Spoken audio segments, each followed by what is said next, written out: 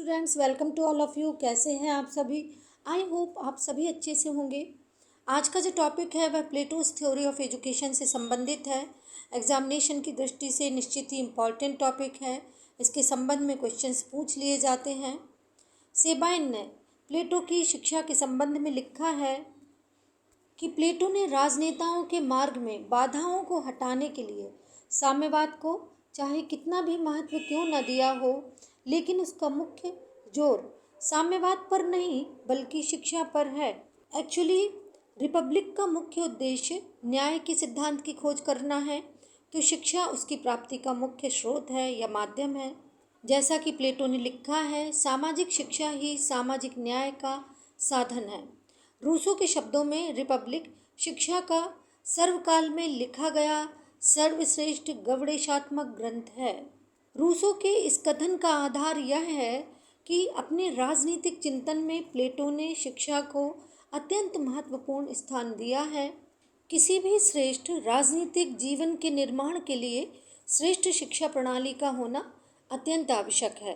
प्लेटो ने आदर्श राज्य के निर्माण के लिए शिक्षा को आवश्यक माना है। शिक्षा का इस दार्शनिक ने कितना अधिक महत्व स्वीकार किया है, यह बात इस तथ्य से प्रकट होती है कि रिपब्लिक की लगभग 4 पुस्तकों में उसने अपना ध्यान प्रमुख रूप से आदर्श राज्य की उपयुक्त शिक्षा प्रणाली की सुविस्तृत रूपरेखा तैयार करने में ही केंद्रित किया है।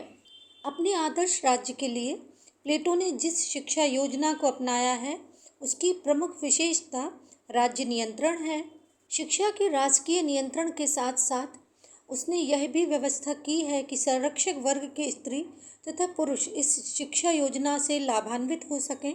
अपनी शिक्षा योजना को प्लेटो ने 2 स्तरों प्रारंभिक शिक्षा एवं उच्च शिक्षा में विभक्त किया है, यानी 2 भागों में बांटा है। एक तो प्राथमिक शिक्षा और दूसरी उच्च शिक्षा, primary education and higher education.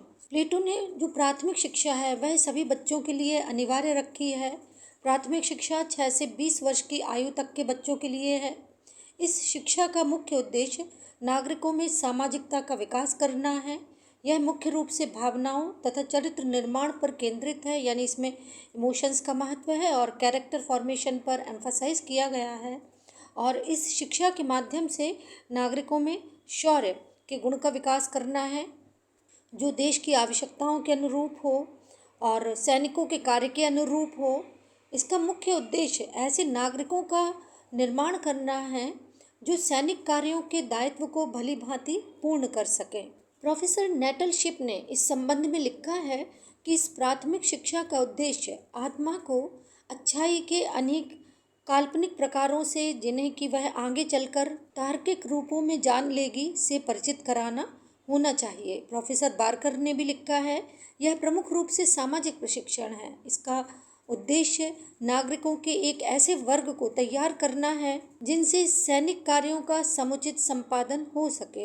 It is predominantly a social training. Its aim is the preparation of the class of citizen for the right discharge of military functions. Actually अपनी प्राथमिक शिक्षा यानी प्राइमरी एजुकेशन के माध्यम से प्लेटो शारीरिक और मानसिक दृष्टि से सबल सैनिक वर्ग के नागरिकों का निर्माण करना चाहता था। ऐसा सैनिक वर्ग जो कि फिजिकली और मेंटली स्ट्रांग हो। यही कारण है कि प्राथमिक शिक्षा के पाठ्यक्रम में प्लेटो ने व्यायाम तथा संगीत को शामिल किया। प्लेटो के शब्दों में शरीर के लिए व्यायाम तथा आत्मा के लिए संगीत है। Gymnastic is for the body and music for the soul. Students, यहाँ हमें यह जान लेना आवश्यक है कि प्लेटो ने विशेष अर्थों में ही व्यायाम और संगीत का प्रयोग किया है। उसके व्यायाम शब्द में शरीर संबंधी समस्त शिक्षा का समावेश किया गया है। बारकर ने इस संबंध में लिखा है कि व्यायाम से तात्पर्य शरीर की सामान्य देखरेख से है। It means the general care of the body. व्यायाम का अर्थ केवल शारीरिक कसरत नहीं है, बल्कि शरीर को स्वस्थ बनाए रखने वाले आहार शास्त्र और चिकित्सा शास्त्र का ज्ञान है। यानी व्यक्ति को, नागरिक को पता होना चाहिए कि उसे स्वस्थ रहने के लिए किस तरह का भोजन करना चाहिए तथा किस तरह से चिकित्सा शास्त्र का ज्ञान उसे होना चाहिए। व्यक्ति के शारीरिक विकास के लिए सादे भोजन को महत्वपूर्ण माना गया है। नेटलशिप ने इस संबंध में लिखा है कि शारीरिक प्रशिक्षण में खुराक का सादापन अत्यंत महत्वपूर्ण वस्तु है। In bodily training is the more important thing is simplicity of diet. Plato अत्यधिक स्वादिष्ट भोजन तथा गरिष्ठ खाद्य पदार्थों को अनुचित समझता था। वह मानता था कि ये सभी स्वास्थ्य के लिए सही नहीं है। खुराक तथा कसरत के अतिरिक्त वह यह भी आवश्यक मानता था कि शरीर निरोगी रहे ताकि नागरिकों को बार बार डॉक्टर की शरण में न जाना पड़े। वह अपने आदर्श राज्य में डॉक्टरों को कोई विशेष महत्व देना नहीं चाहता था, क्योंकि उसका ऐसा मत था कि वे बीमारी का इलाज करने के स्थान पर उसे बढ़ाते हैं। एक अत्यंत रुग्ण व्यक्ति को वह चिकित्सा दिए जाने के फेवर में नहीं था। उसका कहना था कि हमारी वर्तमान चिकित्सा प्रणाली बीमारियों का शिक्षण देती है। कुल मिलाकर वह सिंप्लिसिटी ऑफ डाइट पर एम्फसाइज करता था और फिजिकल और मेंटल ट्रेनिंग को भी एसेंशियल मानता था। शारीरिक शिक्षण यानी फिजिकल ट्रेनिंग के साथ साथ उन्होंने मेंटल डेवलपमेंट के लिए संगीत को भी एसेंशियल माना। प्लेटो की दृष्टि से देखें तो संगीत शब्द का विस्तृत क्षेत्र है। संगीत का अर्थ कोई गान विद्या नहीं है, यानी ये केवल गायन से संबंधित नहीं है, वरन काव्य, साहित्य, गीत, नृत्य, मूर्ति, चित्रकारी इत्यादि विविध ललित कलाओं का भी प्रतीक प्लेटो ने इसे माना है। बार्कर के शब्दों में यह मन के सामान्य प्रशिक्षण का मार्ग है।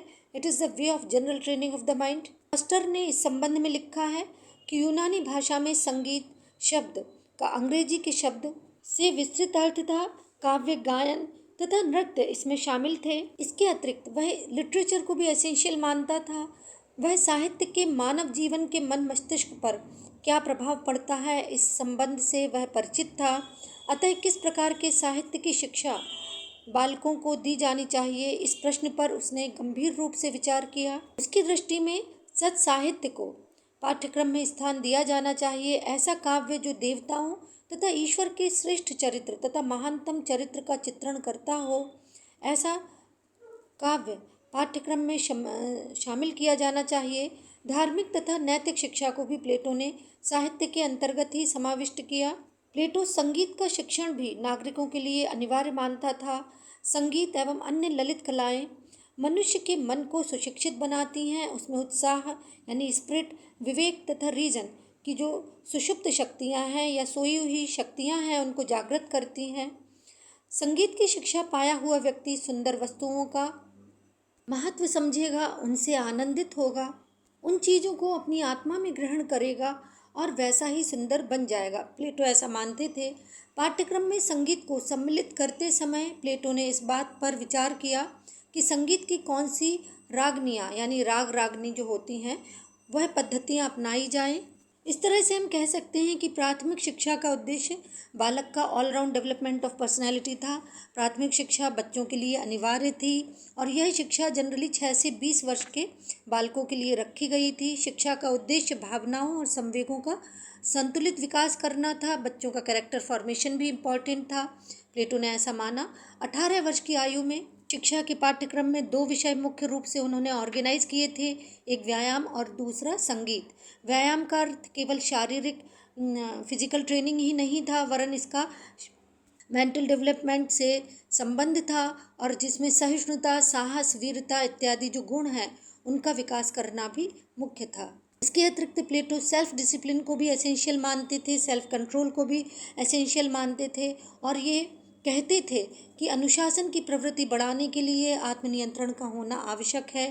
सैनिक शिक्षा के लिए ये अनिवार्य था। प्लेटो ये चाहता था कि एथेंस वासी अपनी कृत्रिमता से छुटकारा पाएं, वास्तविकता को अपनाएं और इस प्राथमिक शिक्षा संबंधी मुख्य बातों को अपनाएं। इस शिक्षा का उद्देश्य मुख्य रूप से मानव मन के विकास से संबंधित था। व्यायाम तथा संगीत का उद्देश्य चरित्र निर्माण से संबंधित था। संगीत प्रत्यक्ष रूप से कहीं ना कहीं मन के प्रशिक्षण से संबंधित था और व्यायाम भी इसमें एसेंशियल जो रोल है वो प्ले करता था। दैट इज़ वाई बार्कर ने कहा है कि gymnastic is training of the mind for the sake of the mind, means gymnastic is training of the body for the sake of the mind. He has emphasized. Plato का ऐसा मानना था कि केवल व्यायाम करने से व्यक्ति असभ्य एवं जंगली हो जाता है और केवल संगीत सुन लेने से या संगीतज्ञ होने से व्यक्ति में अनुचित मात्रा में मधुरता तथा कोमलता बढ़ जाती है और ये दोनों ही स्थितियाँ त्याज्य हैं। इसलिए दोनों का सम्मिश्रण होना मानवीय व्यक्तित्व में आवश्यक है।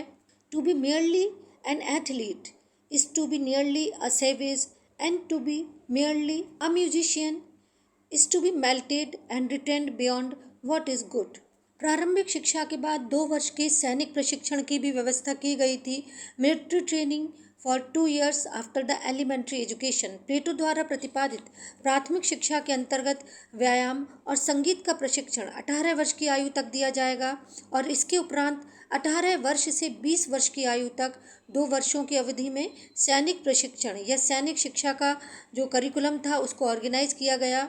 इसके समाप्त होने पर जो व्यक्ति सबसे अधिक योग्यता का परिचय देगा उसे उच्च स्तरीय शिक्षा के लिए चुन लिया जाएगा और शेष हैं उनको सैनिक वर्ग के लिए प्रशिक्षित किया जाएगा।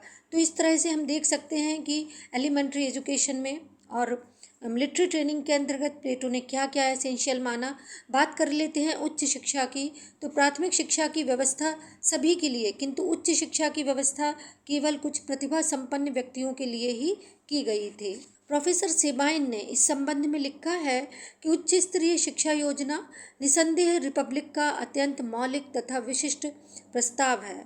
Undoubtedly, the most original as well as the most characteristic proposal in the Republic is the system of higher education। प्लेटो की इस उच्च स्तरीय शिक्षा का क्षेत्र अत्यंत संकुचित था। यह शिक्षा राज्य का शासक संरक्षक बनने वालों के लिए थी।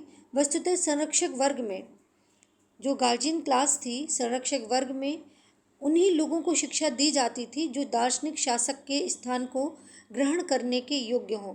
यानी जो हायर एजुकेशन है वह उन लोगों को प्रदान की जाती थी जो कि फिलोसफर किंग बनने का प्रशिक्षण प्राप्त करते थे, क्योंकि इसका मुख्य उद्देश्य दार्शनिक राजा का निर्माण करना था, फिलोसफर किंग का निर्माण करना था।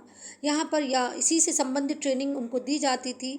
यहाँ पर मैं आपको रिकॉल कराना चाहूँगी कि फिलोसफर किंग, प्लेटो के फिलोसफर किंग से संबंधित वीडियोज़ मैंने बनाए हैं। आप अपने कॉन्सेप्ट को क्लियर करना चाहें तो उन्हें अवश्य देखें। प्लेटो की उच्च शिक्षा में 2 स्तर हैं, 20 से 30 वर्ष तक का शिक्षण और 30 से 35 वर्ष तक का शिक्षण। यानी 2 ट्रेनिंग होती थी, एक तो 20 to 30 ईयर्स थी और दूसरी 30 to 35 ईयर्स थी। उच्च शिक्षा के प्रथम स्तर पर प्लेटो विज्ञान और तर्क को महत्व देता था। विज्ञान तथा तर्क को इसलिए भी आवश्यक मानता था कि ये सत्य अन्वेषण करने में उच्च स्तरीय शिक्षा को हासिल करने में सहायक हैं। जिन सत्यों का व्यक्ति ने प्राथमिक शिक्षा काल में भावात्मक तथा कलात्मक रूप में कला के माध्यम से वर्णन किया है, अब उनके लिए तर्क यानी लॉजिक और साइंस दोनों ही एसेंशियल हो गए थे। प्लेटो ने करिकुलम में इस तरह का ऑर्गेनाइज किया था, करिकुलम को इस तरह से ऑर्गेनाइज किया था कि 10 वर्ष की उच्च शिक्षा के बाद 30 वर्ष की आयु में परीक्षा होगी, जिसमें असफल रहने वाले राज्य के साधारण अधिकारी होंगे। यानी 10 वर्ष उच्च शिक्षा के लिए देने होंगे और उसके पश्चात 30 वर्ष की आयु में जो एग्ज़ाम है वो ऑर्गेनाइज किया जाएगा। इस तरह से प्लेटो ने करिकुलम को ऑर्गेनाइज किया था। सफल विद्यार्थियों को 5 वर्ष तक गणित, दर्शन, तर्क, न्याय इत्यादि की शिक्षा दी जाएगी। इसके अतिरिक्त 5 वर्ष की इस शिक्षा व्यवस्था में द्वंद्व और दर्शन के अभ्यास पर भी बल दिया जाएगा, ऐसा प्लेटो ने विधान किया था। इस तरह से कहा जा सकता है कि 30 वर्ष से 35 वर्ष की आयु तक प्लेटो ने हायर एजुकेशन के लिए दिए और यह शिक्षा मुख्यतः द्वंद्वात्मक शिक्षा पर आधारित थी। यानी इसमें डायलेक्टिक सिस्टम में मुख्य था, जिसमें दर्शन शास्त्र के अध्ययन पर विशेष बल दिया जाता था। यदि गणित शास्त्र भौतिक पदार्थों से अमूर्त चिंतन की ओर बढ़ने का प्रथम सोपान था, तो विशुद्ध विचारों तथा अंतिम सत्य तक पहुंचने का कोई मार्ग था, तो वह दर्शन शास्त्र यानी फिलॉसफी को प्लेटो ने माना, फिलॉसफी को एसेंशियल माना। 35 वर्ष की आयु तक शिक्षा देने के बाद भी प्लेटो संरक्षकों के शिक्षण को अपूर्ण मानते थे। अभी तक उन्होंने कौरी या केवल बौद्धिक शिक्षा यानी इंटेलेक्चुअल एजुकेशन को ही एसेंशियल माना, लेकिन उसके क्रियात्मक पक्ष पर एम्फसाइज नहीं किया। अतः प्लेटो के अनुसार जो हर प्रकार से श्रेष्ठ सिद्ध होंगे वे आगे 15 वर्ष तक संसार की पाठशाला में तूफानी थपेड़े और धक्के खाकर व्यवहारिक ज्ञान को प्राप्त करें। तो इस तरह से हम कह सकते हैं कि व्यक्ति 50 वर्ष की उम्र तक हर अग्नि परीक्षा को पास करते हुए दार्शनिक राजा बनने के पथ पर अग्रसर होगा। प्लेटो ने इस तरह से शिक्षा का विधान किया। सरल शब्दों में कहें तो प्लेटो ने दार्शनिक राजा के सिद्धांत का प्रतिपादन किया था। इसमें प्लेटो का साम्यवाद कार्य विशेषीकरण के सिद्धांत पर आधारित था। प्लेटो ने कहा जो दार्शनिक शासक हैं वे ही राज्य की बुराइयों का अंत कर सकते हैं, दार्शनिक शासक के बिना राज्य की बुराइयों का अंत नहीं होगा। यहाँ पर ये बात ध्यान देने योग्य है कि दार्शनिक शासक बनने के उपरांत राजा कानून द्वारा नियंत्रित नहीं होगा, वह कानून से ऊपर होगा तथा उसकी स्थिति भी कानून से श्रेष्ठ होगी। तो इस तरह से प्लेटो ने प्राथमिक शिक्षा और हायर एजुकेशन के संबंध में अपने मत को अभिव्यक्त किया। आई होप आपका कॉन्सेप्ट क्लियर हुआ होगा। इसके संबंध में टीजीटी पीजीटी एग्जाम्स में भी क्वेश्चंस पूछ लिए जाते हैं। That's all for today. Thank you for being with me. Thank you.